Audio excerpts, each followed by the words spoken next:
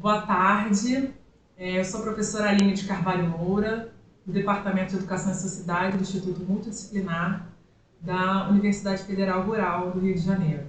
Boa tarde, eu sou a professora Andréa Gomes, do Departamento de Educação e Sociedade da Universidade Federal Rural do Rio de Janeiro. Bom, como uma das coordenadoras das mesas das sessões das Ciências Humanas e Sociais, gostaríamos de começar dizendo que é uma satisfação enorme poder recebê-los em mais uma edição da reunião anual de iniciação científica da Universidade Federal Rural do Rio de Janeiro.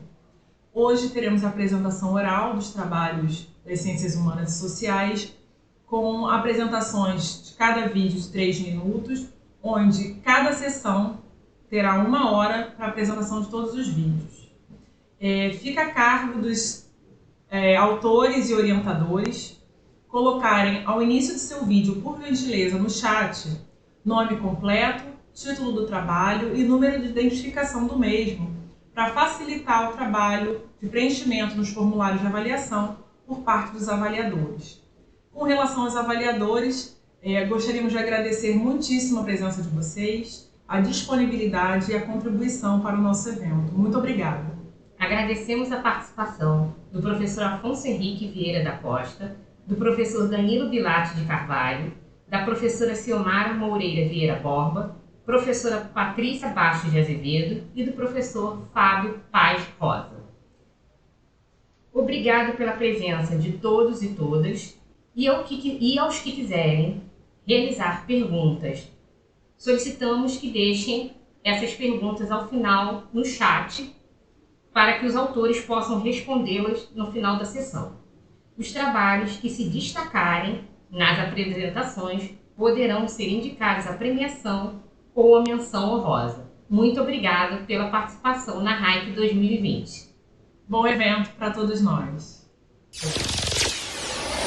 10, 9, 8, 7, 6, 5, 4, 3, 2, 1. Olá, eu sou Milena Silva, faço parte do projeto de iniciação científica voluntária da presente universidade, onde analiso as relações entre gênero e colonialidade sobre as experiências migratórias africanas na imagem cinematográfica. Compreendendo um pouco dessa amplitude desse recorte, nós tentamos entender o que é o ser africano dentro dessa imagem cinematográfica, compreendendo os aspectos geográficos, estéticos e culturais que permeiam a história da África e como elas são representadas nessa imagem cinematográfica. Em Denominador Comum, chegamos a uma obra titulada Joy, que ela é produzida em 2018 e também está disponível na grande rede de streaming Netflix, em que a gente analisa os discursos sobre liberdade e o corpo e a partir dessa representação da construção de imagens sobre o gênero em abordar e apontar as violências simbólicas e físicas vivenciadas por diversos imigrantes africanos em decorrência das residualidades dos processos de colonizações, compreendendo o que Mark Ferroni chama e aponta sobre a contra-análise do conteúdo aparente que está exposto ali na imagem e no produto audiovisual. Esse projeto se dividiu em 3 níveis. Em primeiro momento, tivemos como um registro uma grande banco de filmes, totalizando um total de 100 produções, mas chegando ali o recorte em entender a questão da mobilidade social e entendendo esse passado que ainda é vivo e é sensível aos povos afroatlânticos, né? E por fim, utilizamos artigos jornalísticos e iconografias de trabalho de divulgação, evidenciando como o cinema é uma ferramenta de denúncia consciente com as condições sociais vivenciadas pela representação da personagem. Tivemos como problematização entender por que essa grande rede de streaming, que é a Netflix, tem interesse sobre a massiva presença das narrativas que envolvem o gênero feminino em abordar a temática dessa exploração e dessa narrativa de mobilidade social. Como resultados, compreendemos que esse levantamento aponta novas bibliografias partindo de estudiosos africanistas em implementar concepções e análises sociais diferenciadas das perspectivas eurocêntricas. E também, em conjunto, entender o gênero, que aqui é analisado pela perspectiva de Nadolf, né, que é o conceito de mulherismo africana e não feminismo e as concepções ocidentais europeias que se tem em observar as relações sociais presentes entre esses personagens. Então, esse projeto possibilitou analisar a obra através do seu lugar de produção e a condição de liberdade questionada entre essa mobilidade entre Europa e Nigéria especificamente, que é onde essa obra ela está inserida. O presente trabalho, intitulado Trajetórias na Vila de Iguaçu por meio dos registros cartoriais, será apresentado por mim, Ana Clara Prazeres de Oliveira, discente do curso de História no Instituto Multidisciplinar da Rural, e é de minha autoria, juntamente com meu orientador, o professor do Departamento de História do Instituto Multidisciplinar da Rural, Álvaro Pereira do Nascimento. Nossa pesquisa se baseou na única fonte de pesquisa digitalizada sobre cartórios de Nova Iguaçu da segunda metade do século XIX, os 9 livros de registros cartoriais do segundo ofício de registro de pessoas de Nova Iguaçu, que vai de 1850 a 1893. Essa pesquisa é fruto do projeto do professor Álvaro, chamado Formas Costumeiras de Acesso à Terra nos Registros Cartoriais de Nova Iguaçu, que busca, através dessa fonte, reconstruir a história de um grupo social pouco citado na historiografia sobre a Baixada Fluminense, homens e mulheres apagados pelo período de escravização, com o objetivo de reaver laços familiares, econômicos e políticos, além de relações de trabalhos. Nosso grande parceiro foi o Centro de Documentação e Imagem, localizado no Instituto Multidisciplinar. Lá é onde foram recebidos esses livros do cartório e foi realizada sua digitalização, compilação e posterior disponibilização no repositório de imagem da Rural. Após essa primeira etapa de digitalização de nossa fonte, demos início à confecção de planilhas que levantavam informações como o tipo de escritura, se era uma escritura de venda de bens, terras, escravizados ou uma ata de eleição, por exemplo, além dos nomes envolvidos nesses contratos, o que mais tarde nos permitiu fazer um cruzamento desses dados, bem como perceber sua recorrência, dando destaque a alguns nomes já conhecidos na historiografia da Baixada Fluminense, como o comendador Francisco José Soares, fazendeiro, que já foi presidente da Câmara da Vila Iguaçu, e seu genro, coronel Bernardino José de Souza Melo, também fazendeiro e negociante na vila.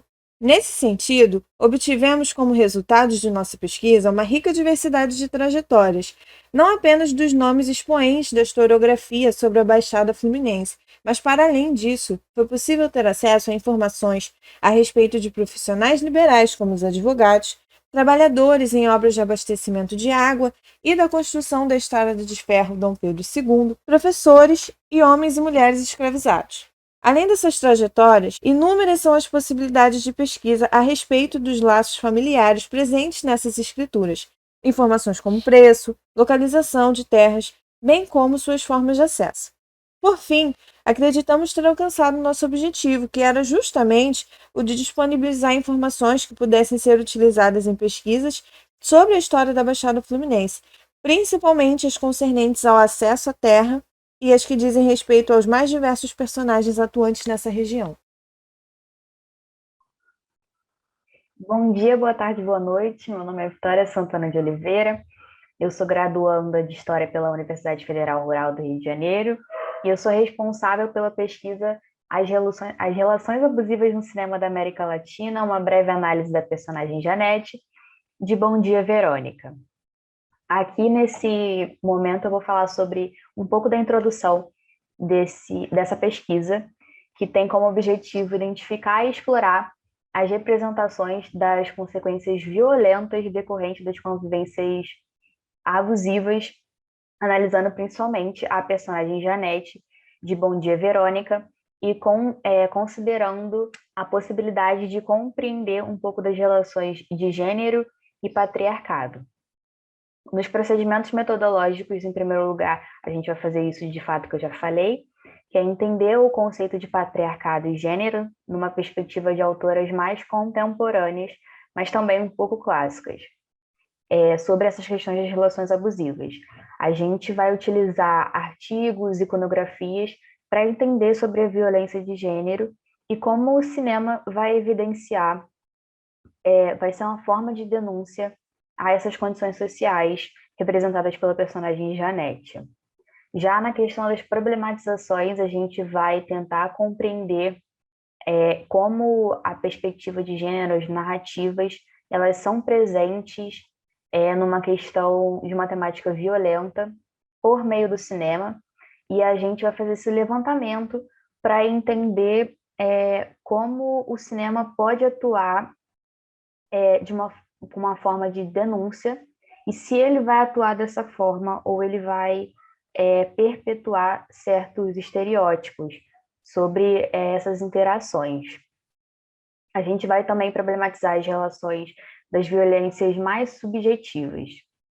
As conclusões é que a gente vai entender que a questão de gênero, a violência de gênero, na verdade, ela não é uma questão intrínseca à natureza humana, mas ela vai ser um resultado de um desenvolvimento histórico e como o patriarcado e essa desigualdade vai se entender como um fator cultural. A gente vai entender também que a Janete ela vai ser um exemplo de como o relacionamento abusivo pode impactar a vida de uma vítima, sem de fato com que ela entenda que ela está dentro de todo esse processo, levando até um feminicídio. As referências que a gente vai usar vai ser desde os autores mais clássicos em relação ao cinema até o José da Assunção. E um pouco das autoras como a Beauvoir, a Scott e a Zafiotti em relação a gênero e patriarcado. É isso, gente. Espero vocês na Raik.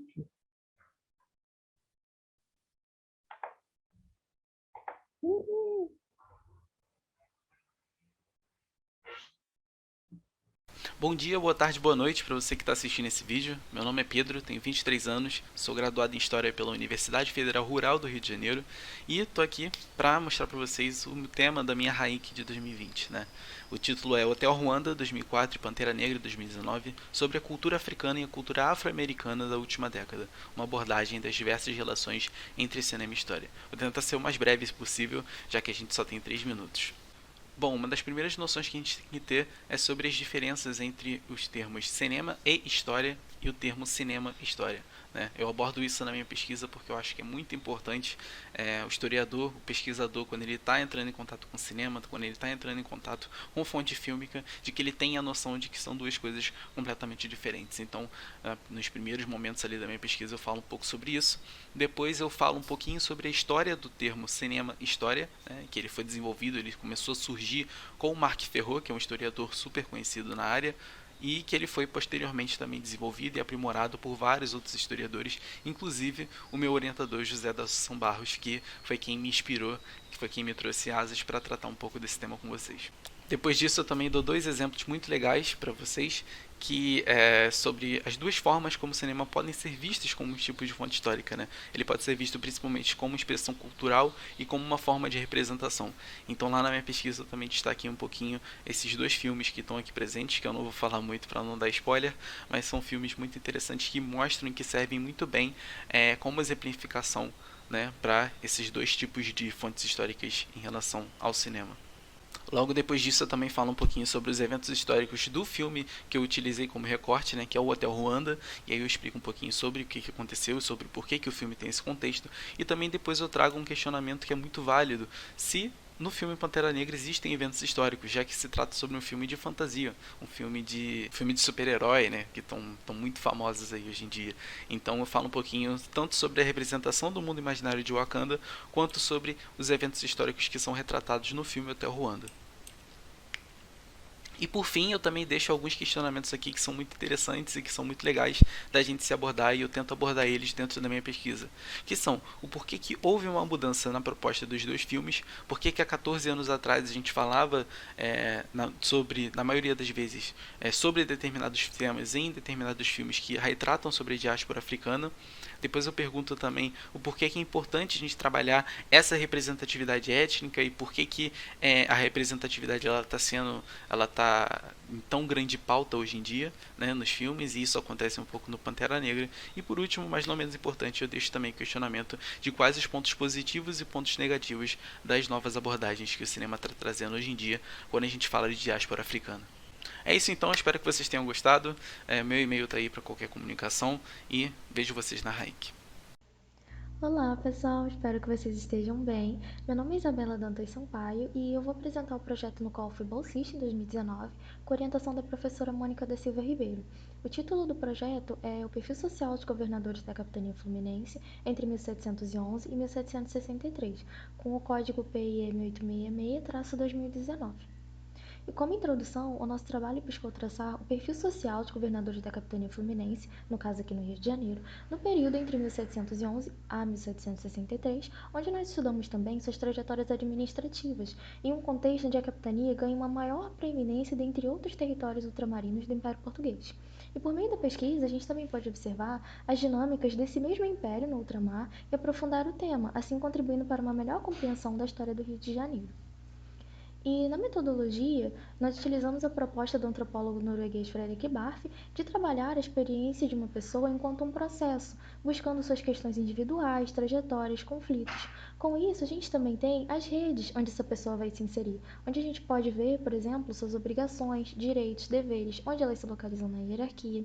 E aplicando essa metodologia em relação aos governadores, que são o nosso principal objeto de estudo, são justamente essas temáticas que a gente buscou analisar, uma vez que nós investigamos seus perfis, redes, trajetórias, tanto na colônia quanto no reino.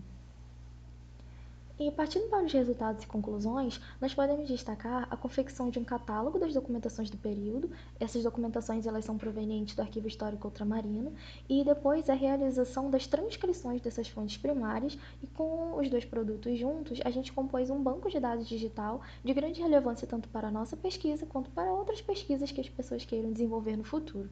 E a partir dessas duas ferramentas, foi possível para a gente filtrar com maior eficiência quais eram as principais preocupações dos governadores do período, como, por exemplo, a defesa da capitania, a manutenção das relações sociais com outros funcionários régios, a tentativa de impedir o contrabando, dentre outras questões. E assim, como eu já mencionei, fica evidente a importância da nossa pesquisa para compreender melhor essa história do Rio de Janeiro. E, além disso, um outro produto que ainda está em desenvolvimento é a minha monografia, onde eu pretendo ampliar, expandir esse tema, ainda com a orientação da professora Mônica da Silva Ribeiro. Agora, a nossa bibliografia.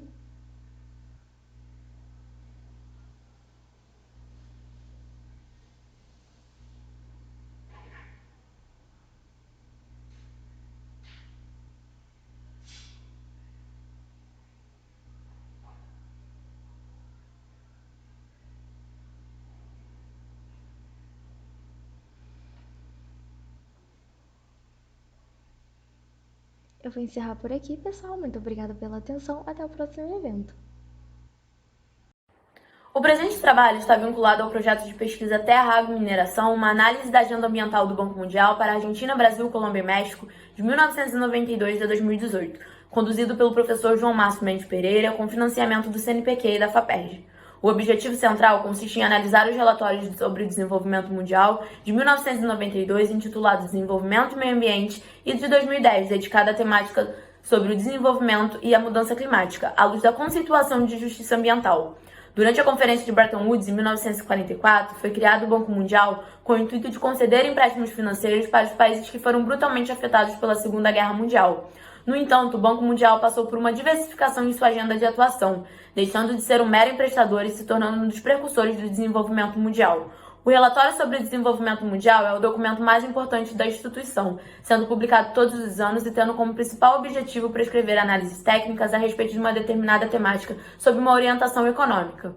O relatório de 1992 foi o primeiro relatório dedicado à temática do meio ambiente, formulado no contexto do aprofundamento da crise ambiental e de uma maior popularização do debate. Nesse sentido, o relatório discorre sobre um conjunto de políticas para combater os problemas ambientais, sendo a principal delas o combate à pobreza.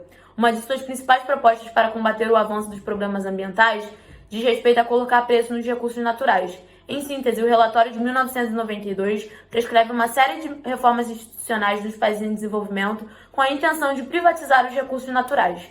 Já o relatório de 2010, formulado no contexto da crise econômica de 2008, na qual os países enfrentavam diversos desafios econômicos, foi redigido com a intenção de formular questões sobre o desenvolvimento e a mudança climática, tendo como um dos principais apontamentos que a crise econômica não poderia ser um empecilho para a adoção de medidas que mitigassem os danos ambientais. Sua principal formulação diz respeito à adoção de medidas institucionais por parte dos países em desenvolvimento com o propósito de tornar o desenvolvimento mais resiliente e adaptado às mudanças climáticas.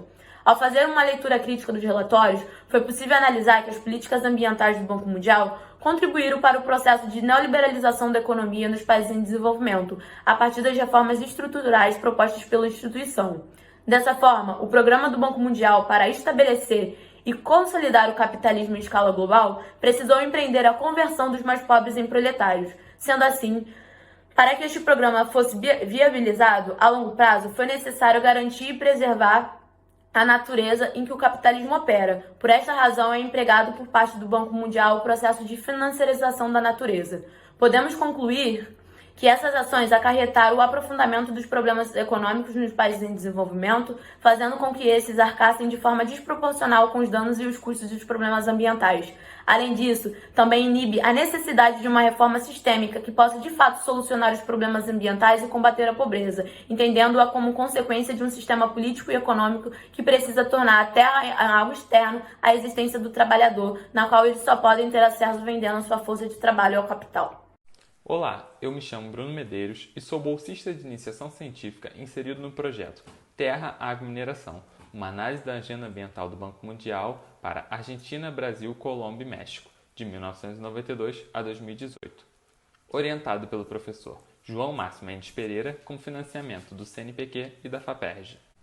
O meu principal objetivo nessa exposição é provocar uma reflexão acerca da agenda ambiental do Banco Mundial, entender o seu papel como uma instituição fomentadora do desenvolvimento sustentável, principalmente através da agricultura. Além disso, relacionar com o conceito de soberania alimentar proposto pela Via Campesina. Minhas duas principais fontes são o relatório de 1992, intitulado Desenvolvimento e Meio Ambiente, e o relatório de 2010, intitulado Desenvolvimento e Mudança Climática. De antemão, é necessário entender a relevância do Banco Mundial no cenário internacional como fomentador de desenvolvimento. Assim, o Banco Mundial foi fundado em 1944 na Convenção de Bretton Woods junto ao FMI. Seus recursos têm fontes variadas, mas a principal delas consiste na tomada de empréstimos por seus Estados-membros. Os relatórios de desenvolvimento mundial são para o banco a sua publicação que recebe maior investimento. Lançados anualmente desde 1978, é a principal fonte disseminadora do que o banco acredita ser boa política e governança. Os relatórios de 1992 e 2010 tratam acerca da temática do meio ambiente, com um ponto em comum, o desenvolvimento sustentável. Ambos os relatórios tratam do problema a nível mundial e prescrevem medidas geralmente direcionadas aos países em desenvolvimento. O conceito de soberania alimentar, proposto pela Via Campesina, trata como direito fundamental o acesso à alimentação de qualidade e a participação dos trabalhadores rurais na agricultura e no controle de suas políticas. É, sem dúvida, um movimento de resistência contra o modelo de agricultura industrial contemporânea, que domina os grandes mercados e sufoca os pequenos produtores. Além disso, contribui para um movimento de expropriação de terras e de direitos dos trabalhadores rurais, bastante debatido atualmente dentro do capitalismo. O desenvolvimento sustentável tem como principais prescrições para o campo a modernização da agricultura, a utilização da biotecnologia, a utilização de novas sementes, a agricultura de sequestro de carbono e a silvicultura. Portanto, as reformas defendidas pelo Banco Mundial, principalmente no relatório de 2010, são insuficientes para o estabelecimento da soberania alimentar. Porém, esse é um primeiro passo necessário, pois o modelo utilizado pelo agronegócio tem em suas bases práticas degradantes ao meio ambiente, causados pelo processo de industrialização no atual regime alimentar neoliberal. De acordo com os dados apresentados, o Brasil conseguiu aumentar a poluição sem gerar riquezas para a sociedade, o que desmistifica o papel do desenvolvimento sustentável como catalisador de desenvolvimento econômico e social, principalmente do ponto de vista de pequenos agricultores. Olá, meu nome é Hélio Muguia de Souza, sou aluno do curso de História, e o título do trabalho é A Polícia Carioca entre a Democracia e a Ditadura. A pesquisa tem como objetivo mapear e analisar documentos referentes à atividade policial durante a existência do Estado da Guanabara. Mas por conta da grande quantidade de instituições e seus acervos, nos concentramos na documentação produzida pelo DOPS, Departamento de Ordem Política e Social, uma das mais importantes instituições responsáveis pela repressão política no país. No momento, temos como foco mapear redes e os tipos de relações estabelecidas pelo DOPS com outros órgãos da polícia, do Estado e da sociedade civil. E aí foi feito um tabelamento da documentação para verificar a origem da comunicação externa, porque assim podemos investigar a documentação para além de seu conteúdo, observando os diversos percursos do documento, o funcionamento da instituição e suas práticas repressivas. Também será possível verificar estruturas locais e regionais de repressão e possíveis mudanças no funcionamento do aparato policial entre o chamado período democrático e o início da ditadura. No momento, a pesquisa se encontra em fase de mapeamento do acervo e extração de informações em planilhas. Mas a partir do que já foi verificado, nós podemos propor a seguinte hipótese, que as práticas do DOPS, assim como sua relação com instituições do Estado e da sociedade civil, não parecem ter sofrido mudanças significativas com a ditadura, apesar de ser possível observar uma intensificação nas atividades repressivas. Com a análise de documentações das outras instituições da Polícia do Estado da Guanabara, será possível entender a distribuição de ações repressivas e também determinar se certas partes da estrutura policial têm papéis específicos em relação à atividade de vigilância e repressão política no período.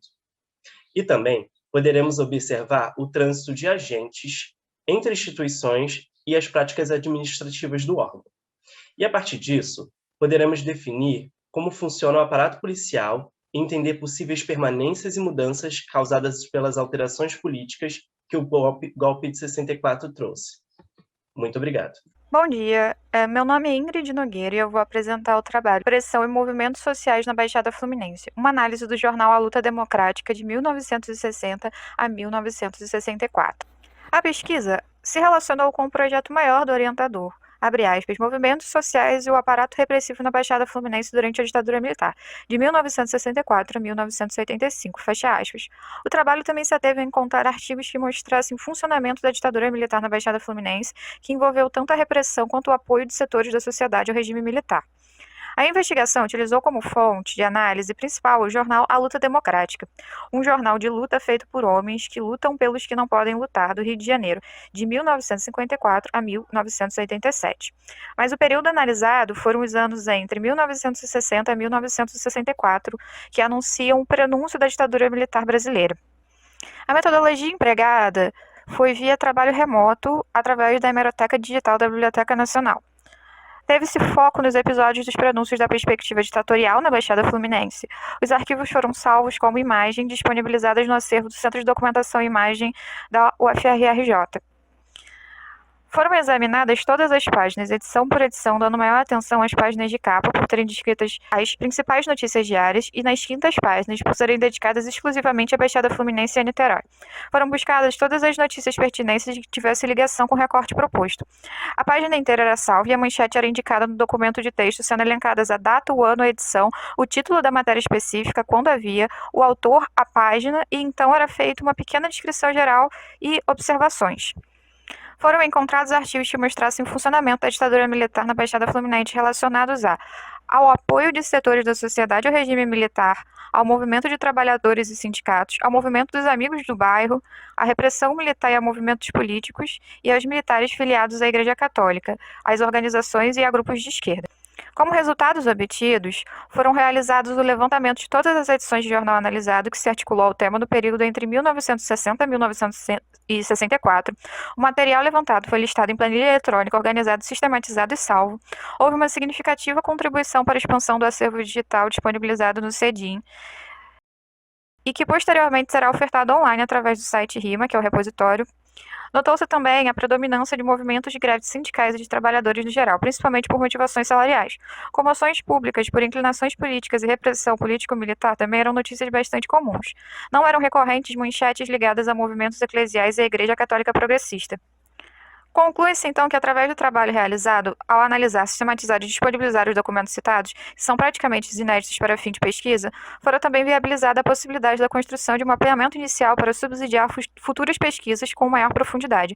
Dessa forma, contribuir para a construção de um maior conhecimento da história da Baixada Fluminense, que ainda é tão negligenciado. Vamos à feira, o estudo das relações sociais e econômicas na Feira Agroecológica de Freguesia durante a pandemia. Autores: Gabriela da Luz Vieira dos Santos, Caio Almeida Borba da Silva e Annelise Caetano Fraga Fernandes. A pesquisa se insere em um campo de reflexões sobre mercados agroecológicos e circuitos curtos de comercialização, tendo a Feira de Freguesia como objeto de estudo. Seu objetivo foi estudar, implementar e analisar a organização de um sistema de entrega a domicílio pelos feirantes da Feira Agroecológica da Freguesia, localizada em um bairro da Zona Oeste do Rio de Janeiro. A metodologia da pesquisa foi construída semanalmente em interação com os feirantes e consumidores. A ideia era ter efeitos imediatos da avaliação e autoavaliação sobre as práticas coletivas da organização da feira através da planilha no Excel com os pedidos feitos semanalmente. A Feira de Freguesia foi inaugurada em 2013 com agricultores da região serrana, da Taquara, da Vargem Grande, de Magé e do Mendanha e possui apenas 7 barracas. E assim como outras feiras agroecológicas da Zona Oeste, de caráter mais local, ela enfrenta esse desafio de apresentar uma diversidade de produtos para comercialização e, consequentemente, para a manutenção da feira, A configuração dos grupos que constituíram a feira demonstra o arranjo territorial e político da articulação de agroecologia do Rio de Janeiro e, ao mesmo tempo, econômico, com o objetivo de garantir a diversidade dos produtos da feira. Em março de 2020, a pandemia acelerou essa proposta de implementação das cestas de entrega de domicílios. As cestas foram divulgadas no site Onde Eu Moro, os pedidos encaminhados por WhatsApp. A montagem das cestas com os produtos começou no dia 25 de março de 2020. E a entrega a domicílio segue um padrão diferente das vendas presenciais, A começar que os fatos que os agricultores precisam se organizar para a montagem e padronização das cestas. Utiliza-se uma planilha do Excel para anotar os pedidos das cestas e depois as informações são repassadas para os feirantes. Através da planilha também é possível fazer o balanço de lucros da feira e através do Instagram Fafre é divulgado semanalmente as cestas a domicílio. Aqui o logo do Instagram, o feed e uma foto da feira. Em conclusão, em mais de um ano de pandemia, as cestas variavam em torno de 13 a 23 por semana. Com a diminuição do isolamento social, houve uma queda no número dessas cestas, que estão em média de 10 a 12 semanais. Em 2020, a entrega do domicílio alcançaram 73 novos consumidores. Atualmente, esse número cresceu para 92. E é importante ressaltar que esses consumidores não são os mesmos da feira. A cesta conseguiu realmente abranger um novo público. E se as cestas buscavam uma gestão mais solidária entre os agricultores, a análise comparativa dos rendimentos das cestas mostra que a desigualdade se mantém tal como na feira presencial. Entretanto, as cestas tiveram um impacto positivo no coletivo dos agricultores à medida que fortaleceram a feira em termos materiais, através de uma maior regularidade das vendas, e em termos simbólicos, com a divulgação da feira através das redes sociais e o aumento da sua área de abrangência. Olá! O objetivo do nosso projeto de pesquisa era compreender as concepções de pobreza contidas na implementação do Bolsa Família e, tendo em vista que a maioria das titulares do programa são mulheres, negras, pobres e mães solteiras, pretendíamos também investigar a construção de estigmas acerca da figura dessas mulheres, especialmente no âmbito das relações entre as mesmas e agentes públicos envolvidos na implementação, que são professores, assistentes sociais e agentes de saúde. Para que a pesquisa se tornasse possível, em primeiro momento, nós estudamos uma vasta bibliografia sobre políticas públicas e também acerca do conceito de interseccionalidade, que foi um grande aliado na nossa compreensão a respeito do tema por trazer o imbricamento entre raça, classe e gênero. Além disso, nós fizemos observação participante e também realizamos entrevistas com beneficiários e agentes públicos.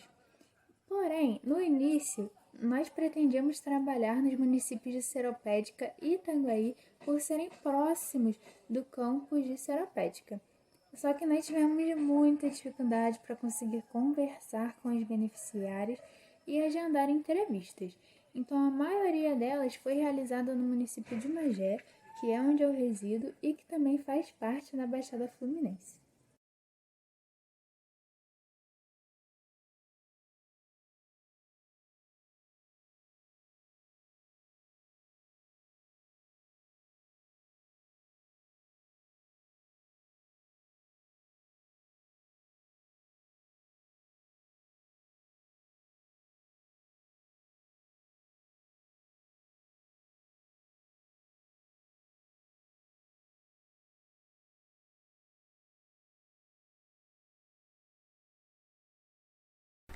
Olá, eu sou a Claudênia e vou apresentar o projeto Habitat Cidade, trajetória e mobilidade em condomínios populares do programa Minha Casa Minha Vida, na Zona Oeste.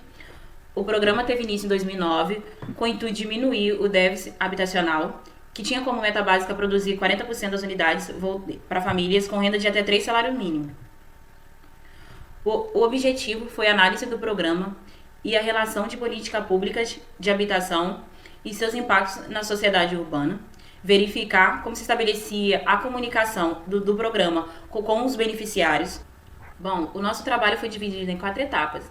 A primeira foi uma revisão bibliográfica pertinente aos estudos sobre periferia urbanas e grandes projetos urbanos, tendo como ponto de partida a Baixada Fluminense e a Zona Oeste. Essa pesquisa foi feita com artigos nacionais e estrangeiros. Também teve levantamento na grande imprensa e na imprensa local sobre notícias referentes ao impacto do programa na região. Através dessa pesquisa, a gente conseguiu observar algumas deficiências no programa. Também fizemos análise de dados quantitativos através do IBGE sobre a população. E, por último, realizamos uma pesquisa com os moradores por videochamada.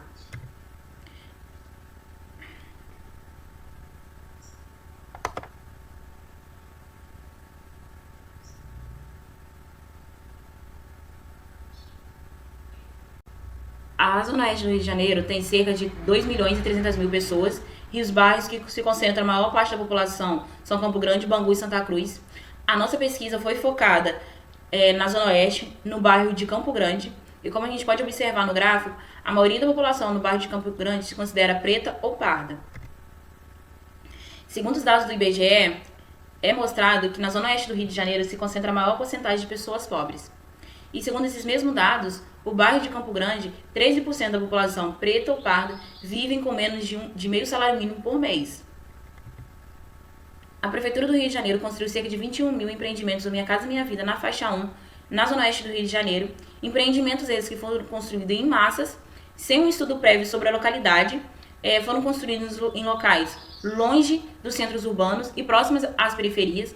Os moradores reclamaram muito da falta de transporte público, da dificuldade de acesso a uma educação de qualidade, dificuldade de acesso aos centros urbanos, problema na infraestrutura dos conjuntos habitacionais e uma falta de segurança, pois muitos desses conjuntos foram construídos longe dos centros urbanos e próximos à periferia, o que fazia com que os moradores tivessem que conviver diariamente com a violência. Então, na tentativa de resolver o problema habitacional, ocorreu uma precarização do programa, afetando o bem-estar dos moradores e os aproximando da margem.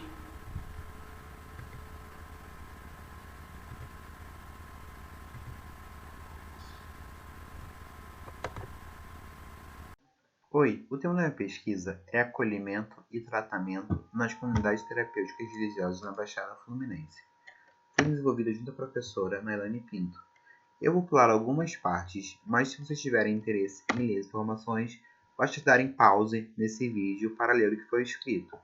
Para a REC atual, decidimos investigar as mudanças na legislação federal, para depois realizarmos entrevistas para ver como é que mudou a realidade cotidiana dentro de uma das CTs.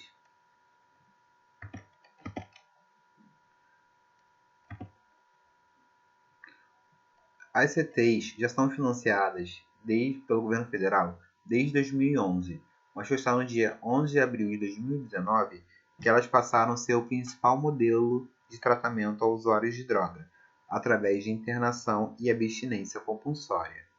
E em 5 de junho de 2019, o governo federal sancionou a Lei número 13.840, na qual altera a Política Nacional de Drogas, mais uma vez deixando de incentivar na política de redução de danos e tendo exclusividade nas CTs. No dia 6 de julho de 2020, o Conselho Nacional Antidrogas aprovou que essas CTs podem acolher adolescentes desde que tenham uma equipe de educação. Para ser financiada, as CTs devem ter uma equipe de saúde mental. Nós vamos analisar agora a mudança através do relato de um entrevistado à CT que nós visitamos, que disse que antes não havia psicólogo ou profissional de saúde mental e que após os investimentos do governo federal passou a ter uma equipe de psicólogos, passou a ter uma equipe de saúde mental, com psicólogos, psiquiatras e serviço social. Houve a introdução do discurso médico-científico dentro dessa CT.